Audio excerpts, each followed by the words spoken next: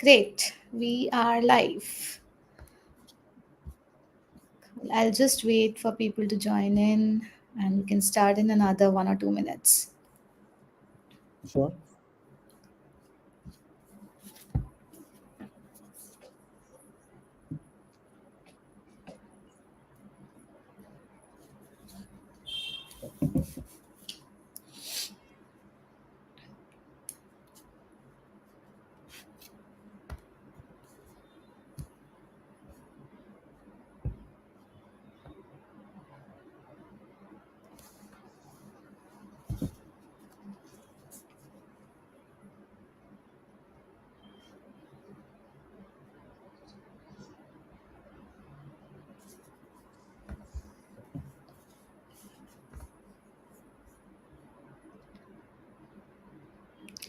Great. I think we can start now.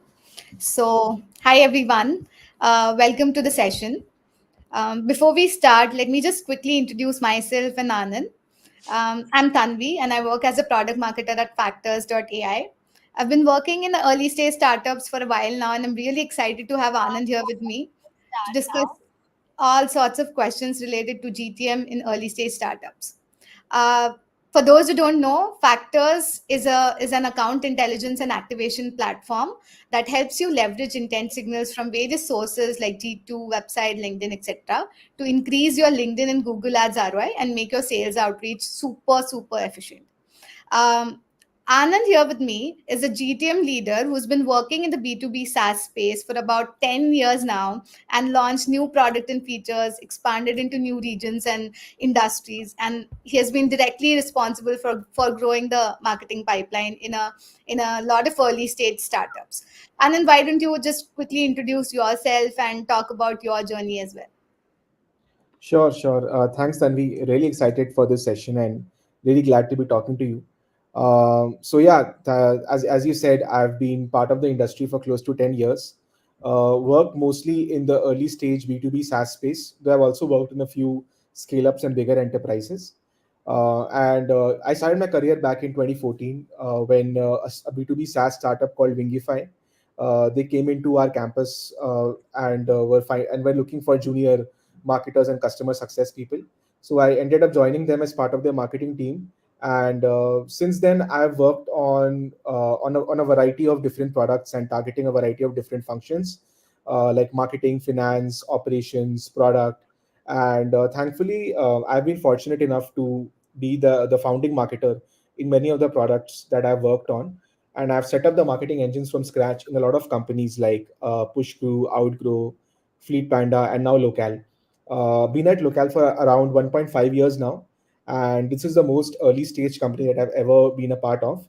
And I always feel like, when you're in a startup, you're living in dog years, right? So every quarter at a startup is like a year at an established company.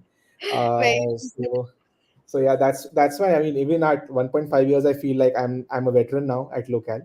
And Yeah, if you're from Wingify, you are a veteran in the industry.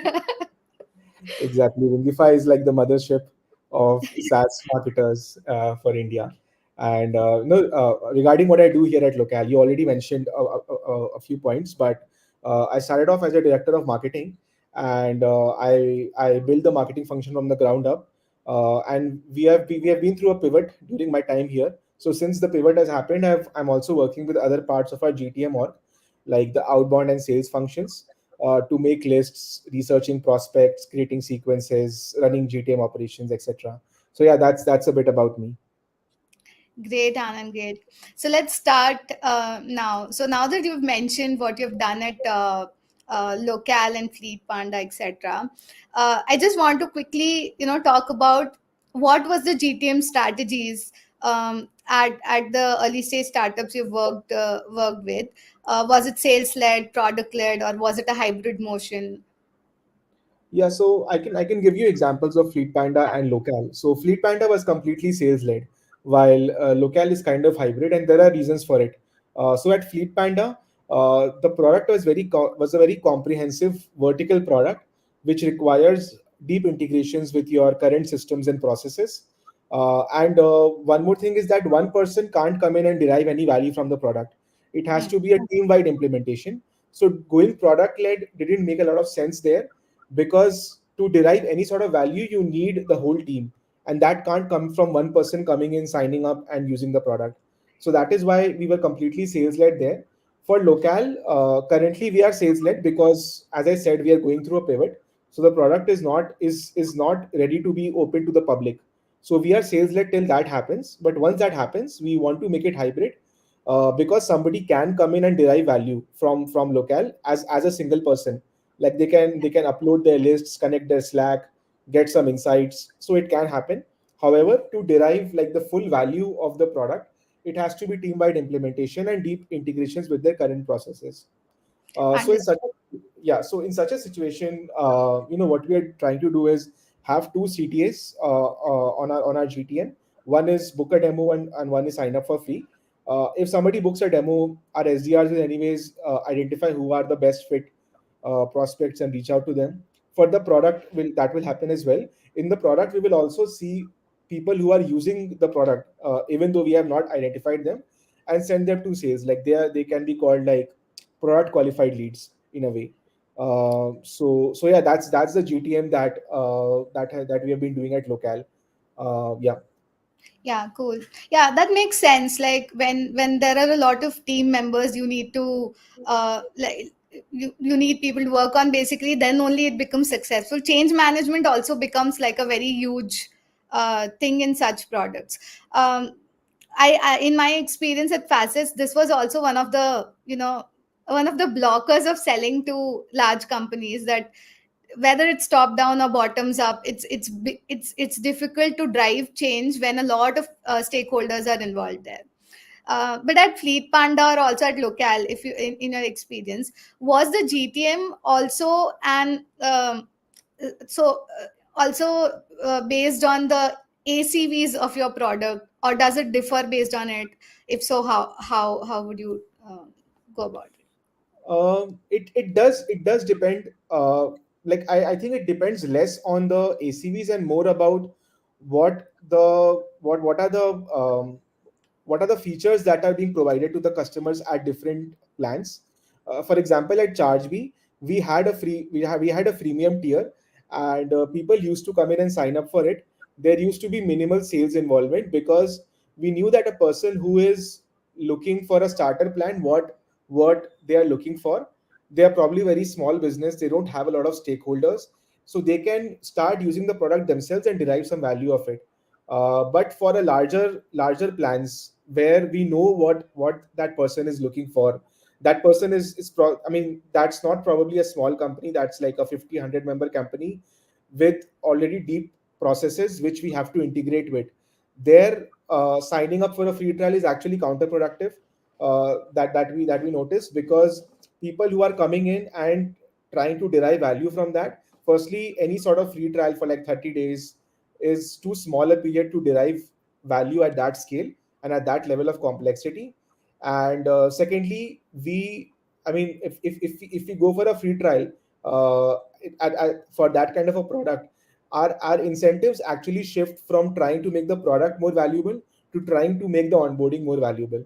Hmm. Which is a trap which I feel a lot of PLG companies sort of get into, that they really optimize for the first aha moment, getting the onboarding right, whereas they would be better off if they focused on making the customer realize the full value. So to answer your question, I think it depends less on ACVs, and more it depends on what kind of plans you are providing, and what is the complexity of the use case in each of those plans. For complex use cases, I would always say go sales led. For simple use cases, I would say product led can be a good starting point. Great, great.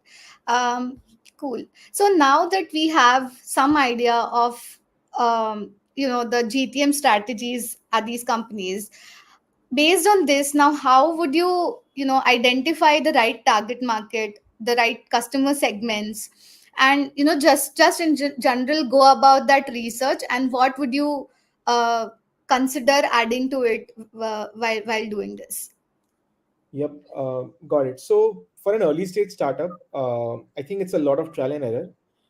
If you have a significant number of customers, you can identify patterns, you can see who's using the product extensively, you can understand the use cases, and you can arrive at some sort of hypothesis that, okay, this is the right target market, this is the right customer segment to go after.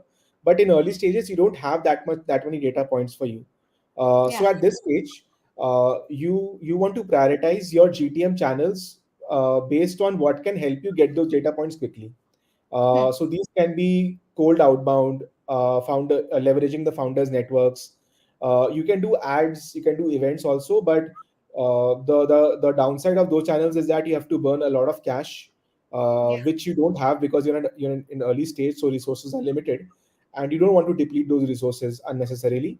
So, for example, at Local, we have a couple of channels that we have prioritized for getting quick feedback and validation, which will Hmm. help us nail the right target market and the right customer segments before we go all in terms of doing a lot of performance marketing and events based marketing, create a lot of content.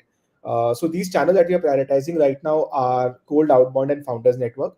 These are two main channels that we are focused on, and our objective is very simple: is to get enough data points which will help us validate our hypothesis and nail down our right target market and the customer segments.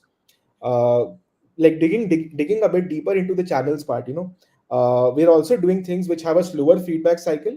Apart from these two channels, these slower feedback channels build general awareness about us, and it helps us build an audience.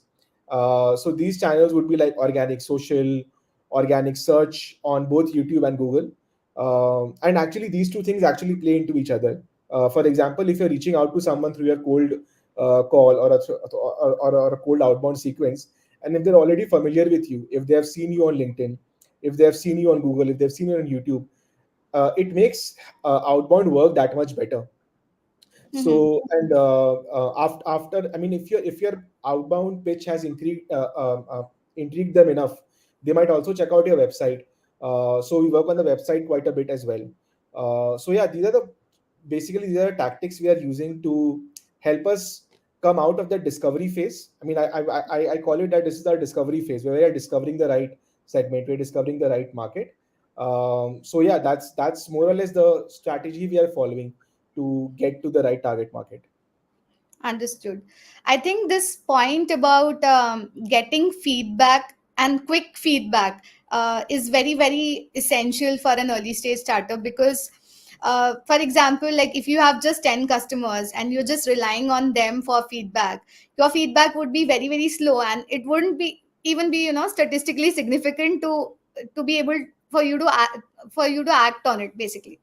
So I Right, think um, we need to find these other channels like you mentioned founder networks etc to actually get that feedback in a much quicker way. Yeah. right. And like relying just on inbound also doesn't make sense to me completely.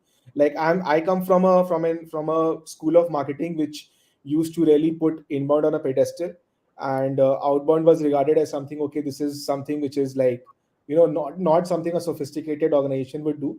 But as I've grown more and learned more about the industry, I think it's not a matter of inbound versus outbound. I mean, these are different weapons that you have in your arsenal, and depending what stage of the company you are in, what is your objective, you have to just leverage whatever is the best.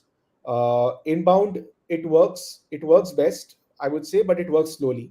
So when if you want quick, if you want to get to a stage where you're able to get enough data points, I don't think inbound is the way to go. It can support inbound, outbound, but it's not a good channel by itself. Understood.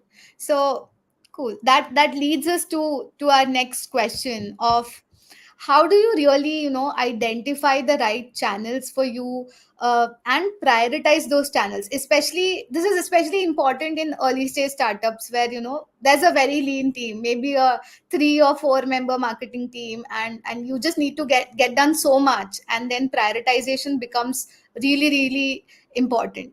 So how have you gone about doing this at Local and Fleet Panda? Right.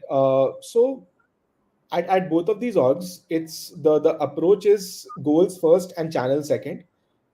We don't start with channels. We start off with, okay, what are our goals right now? Hmm. So talking from the point of view of an early stage where, as I said, the goal is to discover the target audience, uh, and identify who are we selling to. So there are three important questions that I would ask before choosing channels. Number one is, what is important right now? What is the goal right now? Number two is that if our hypothesis is correct, what will become important 6 to 12 months down the line? And third question would be, what constraints are we working with?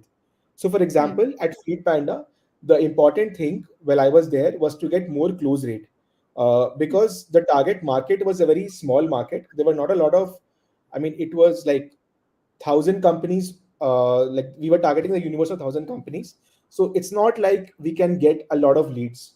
That's not the important thing. The important thing is that we give each and every prospect a great experience. So the channels we focused on was, number one, creating a lot of sales enablement content, which will help salespeople have better conversations, better demos, better follow-ups. Right. Using email as a lead nurturing mechanism to sort of nurture people who have entered our system, to tell them more about the product and bring them down the funnel.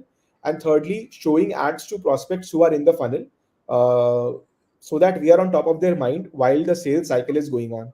Because the sales cycle was also very long, like 6 to Yeah. 12 months was a sales cycle. So the first thing was we identified what is the goal, and then we decided, okay, what is the channel that will fulfill the goal.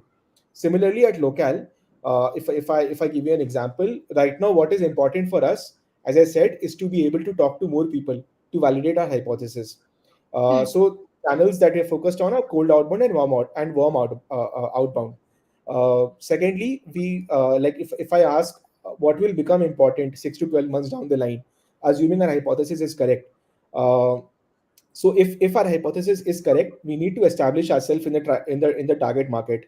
We'll have to build a presence in a in our category, and we have to build up a organic growth engine as well. So these things will become important in 6 to 12 months down the line.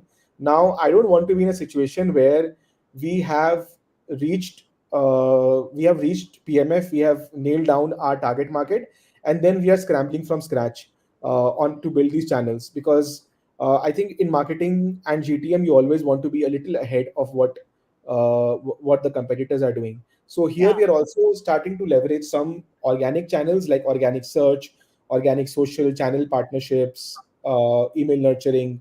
So these channels, they are important. They will become important 6 to 12 months down the line. But we're starting to invest in these channels right now. Yeah. And, So sort of like companies actually need to start marketing even before the product is built, so that those channels are active when you're ready to go out in the market. exactly. And like there is a slight nuance there. I feel that companies should not start advertising before the product is built, because when you advertise, you get into, I mean, you are expected to provide results fast, and Hmm. that won't happen unless you have nailed the fundamentals first. And I see this as a common problem in many early stage startups. Like their idea of marketing is that, okay, let's start to run ads, but they don't care about the fundamentals, which is why their ads don't work. So I think it's important to build channels which will provide you compounding effects at this time. Create demand and generate demand instead of capture demand, and then move to capture demand channels when you have reached that stage where product is ready, market is ready, audience is ready. That's where I feel you should start doing advertising full on, unless of course you have a lot of money to burn, you have heavily funded. But Yeah. that's not the situation we are in right now in most Yeah. companies. Yeah. Yeah. Yeah. Yeah. Yeah, this is a really great point. What's important right now, and what's going to be important 6 to 12 months down the line, and what channels do we need to start activating now to get results in about 6 months. Cool. Exactly. Yeah. And coming to your third point of working with constraints. So what are those constraints early stage startups generally work with, and how do you solve for those? Yeah, so I think there are majorly two constraints in any early stage GTM team. Number one is you want to be prudent with your burn rate. You don't Yeah. want to burn through a lot of money initially. and you want to have a lean team. Especially in an early stage startup, every person needs to be very valuable and Hmm. be like a core member of the team. And if you hire the wrong person, more than the money, I think you are wasting a lot of time on onboarding them, letting them learn the ropes, bringing them in. So yeah, I mean, based on this, our at least at like local, we have two major constraints: that we want to be prudent with our burn and we want to have a lean team. So these constraints actually force us to rule out some channels. Like, since we don't want to burn a lot of money, we don't want to run ads right now. Hmm. And secondly, since we have a lean team, it also forces us to prioritize certain channels. We have to let go of some of the products which are very dear to us, but that is okay, because we want to focus a lot on a few things but do them really well. Understood. Okay, so I have two questions over here. First is, um, say you have five channels, and how would you go about prioritizing them if you want to do it for like this quarter or 6 months or so? How would you distribute the team's time between long term and short term efforts, basically? Got it. Got it. See, there is no benchmark to this, but Yeah. can you give me examples of five channels? Okay, let's say we want to start with some SEO content which will activate 6 months down the line. We want to do some, as Factors is doing a lot of LinkedIn lives. LinkedIn lives is one. Social, generally a social presence, building in communities, etc., etc. If you were to prioritize based on these three things: paid, social, and let's say organic SEO. Right. So, I would say again, I would go back to those three questions that I usually ask. So, what's important right now? I think 60 to 70% of our time should be spent on that, and ideally we should try to max out those channels which contribute to that goal, before moving on to the long term channels. The reason is that when you are in an early stage startup, you are fighting for survival on like a month on a quarter basis. Yeah, So if you focus on long term channels at the expense of short term channels, you might come to a point where you have those long term channels built up, but you don't have enough fuel left in the tank, like enough money left in the tank to get you to that stage, yeah, right? So I would ideally max out on the most, like the on the channels which contribute to pipeline revenue, like whatever is a metric for us, it's conversations, as I said, right? Whatever yeah, contributes to that, and then focus on demand generation, and long term channels. For the three channels you mentioned, probably I would put, at least from locales context, I would put social at the top there, yeah, because social gets us those quick results. It gets us those quick feedback. So I would put, like, generally right now, like 50 to 60% of our time is spent on social. hmm, The rest 50% is spent on SEO, and almost 0% right now is spent on paid. But if we do decide to do paid like a few months down the line, probably we'll spend around 25 to 30% of our time on paid, and the rest 20 to 30% on social. great, great points here, Anand.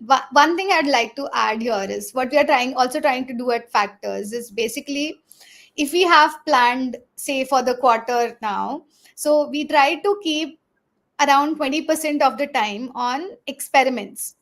For example, recently we launched a small tool which compares your competitors' LinkedIn ads. So we are going to use this report which compares LinkedIn ads of your competitors, and we'll send it through outbound or emails, or just generally use it as a conversation opener, basically. So these are some sorts of experiment we would want to keep in the pipeline, basically, to see if it gives us that spike of growth that we sometimes need, in addition to what we are trying to do long term, or like for the quarter or for the year, sort of. We are trying something very similar, in fact. So at Mhm. local, we have come up with a discovery questions generator, which will Okay. analyze your website and generate a list of discovery questions for you. It's going to be launched probably tomorrow, actually. Oh, nice. Yeah, and so our main focus for this is to generate organic search traffic, but for a product, but for a lead magnet kind of thing, not a content.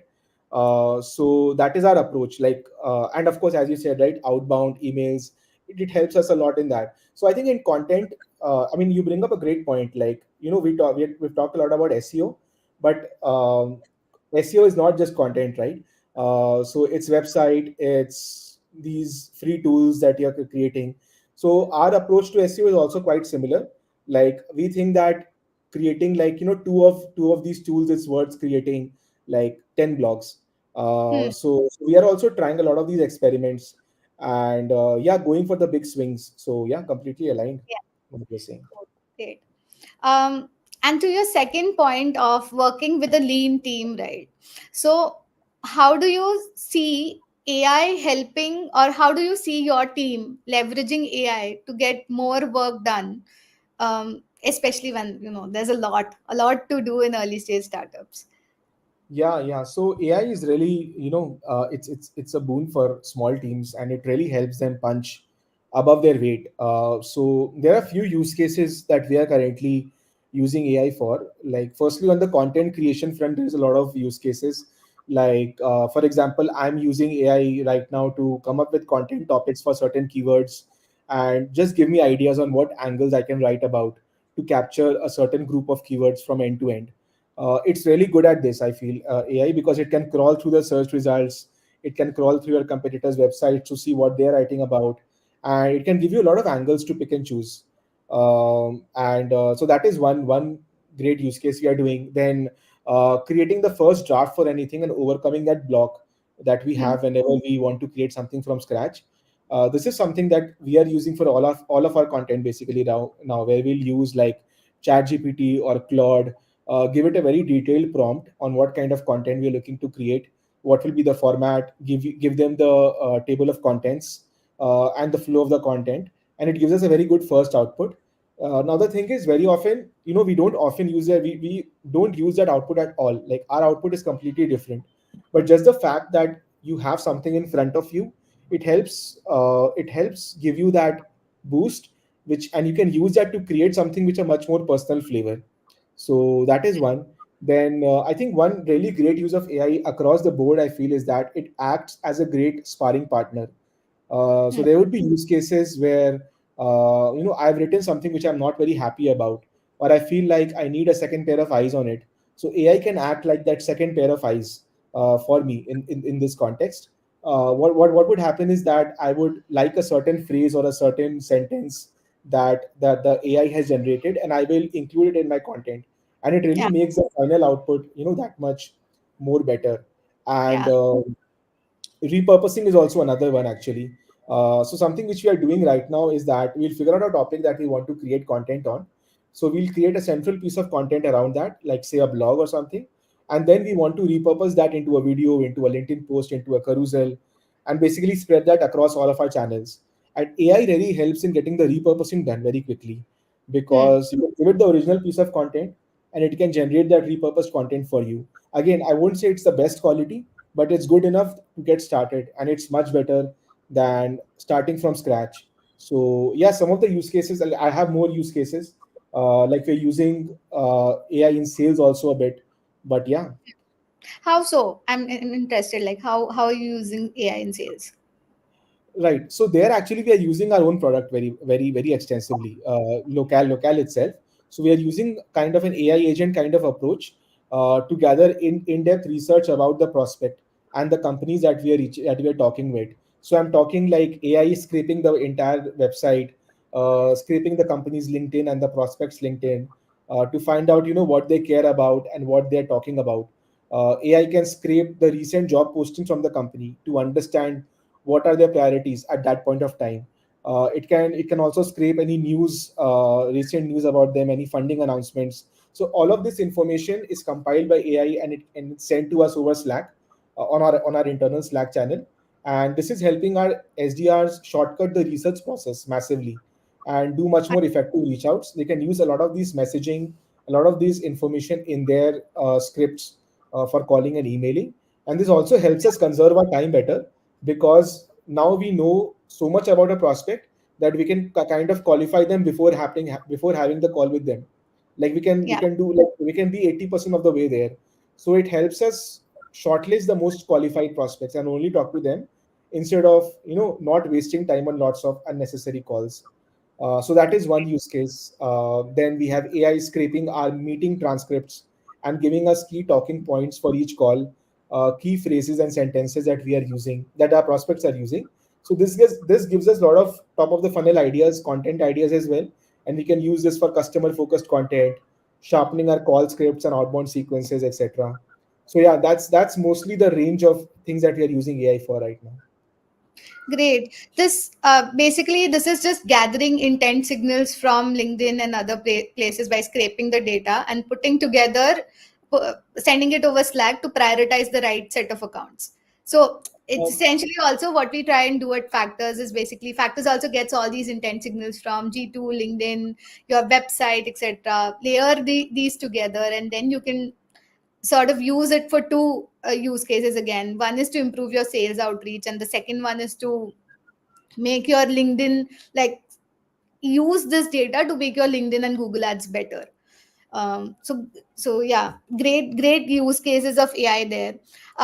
Two more that I can think about is um, using AI as a starting point for your product marketing research or sales enablement research, because generally a lot of things are very factual and it might not be correct. You'll have to, at some point, you have to manually check it, but at least you get a nice starting point to start creating these collaterals as well.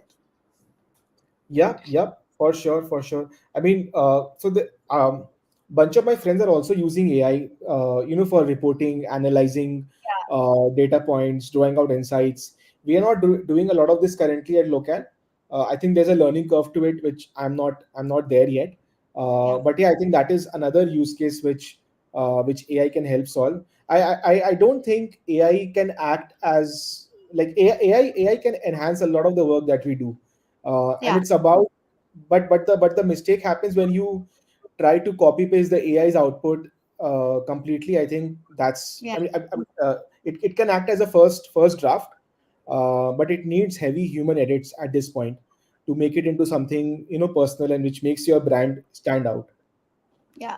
So in a sense, you use it for like a starting point or just to get some ideas, but there'll always be, at least for now, there'll be humans involved in editing and rewriting, and the output might be completely different than what we started with basically. Exactly, exactly. And I feel that once AI gets to a stage where it can create human-like output, then I don't think the channel will survive, only because it will become Yeah, so saturated with everything that people will just start, uh, you know, uh, like banner blindless. What happened with ads, like, yeah. will happen with content as well. But yeah, I hope it doesn't happen soon.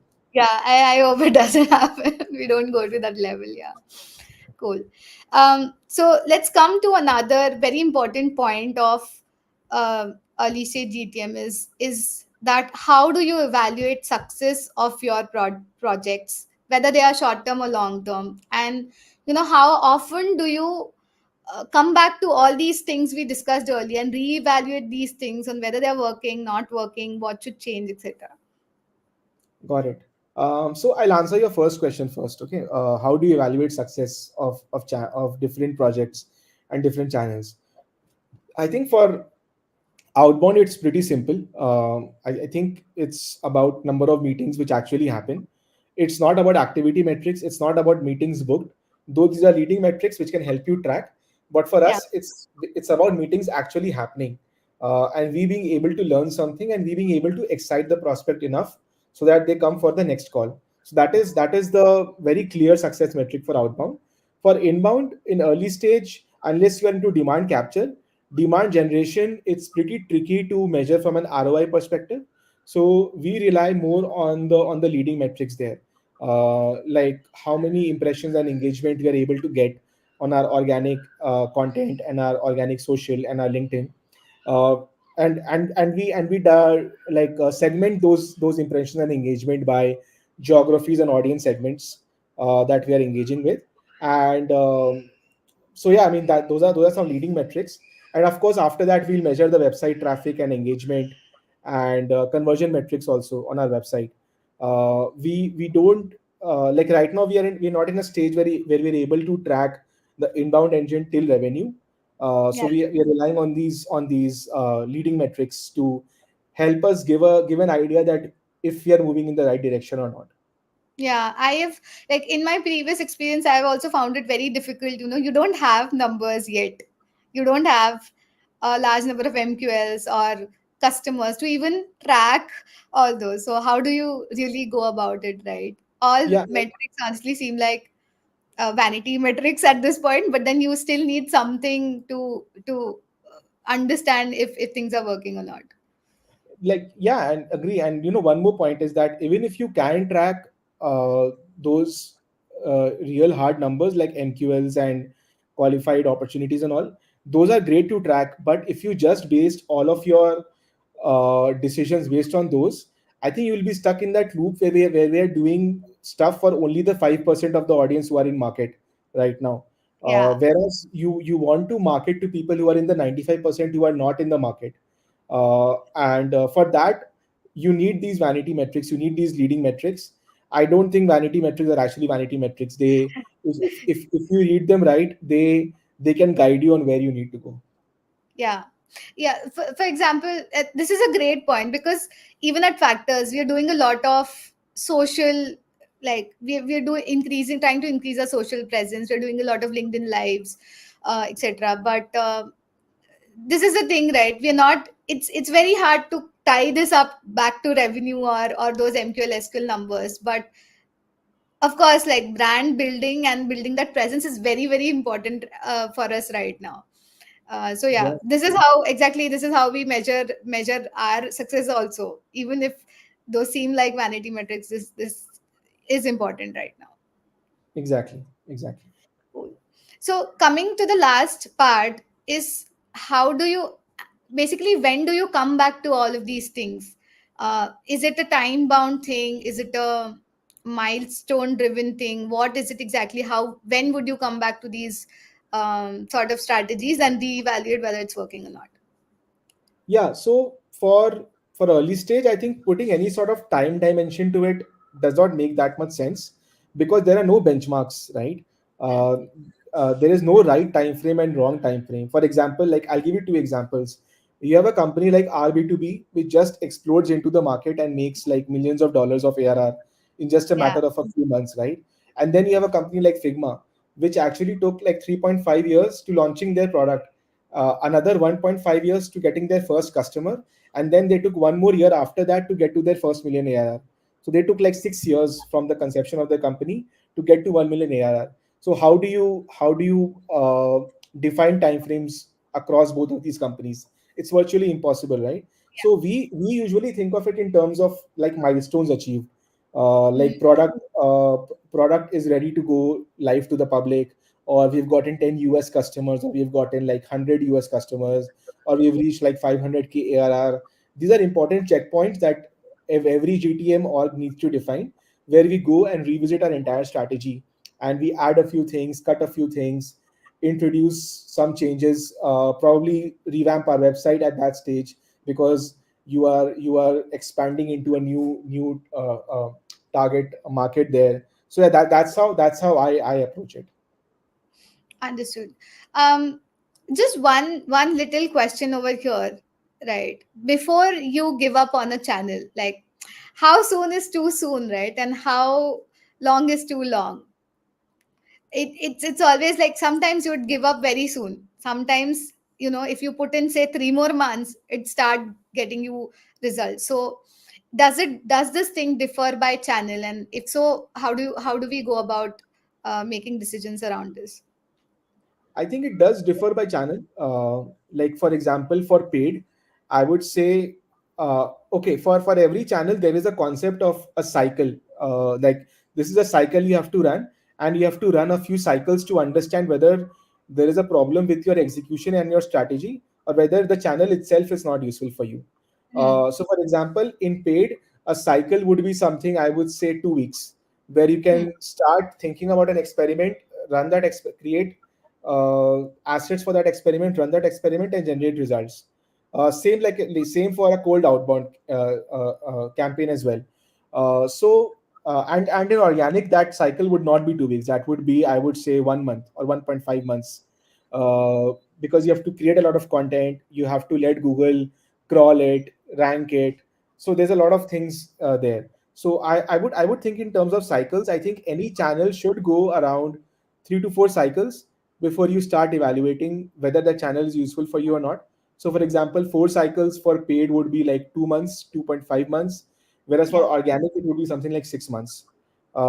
So it depends on how soon can you disqualify, how soon can you get feedback from a cycle, and how many cycles, how many experiments can you run. Uh, Hmm. I mean, basically, it's a matter of elimination. Like, first, there are couple of things which can go wrong. Either the channel is wrong, or your strategy is wrong, or your execution is wrong. So you want to disqualify the execution and the strategy part before you give up on a channel. That's my approach.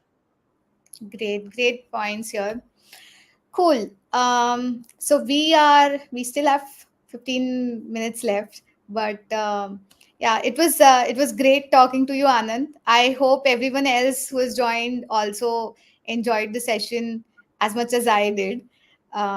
Yeah, Awesome. Yeah, it was great talking to you.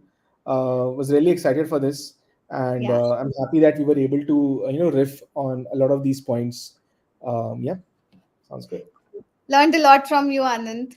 Great. Cool. Thank you so much. Thank you. Bye. Bye.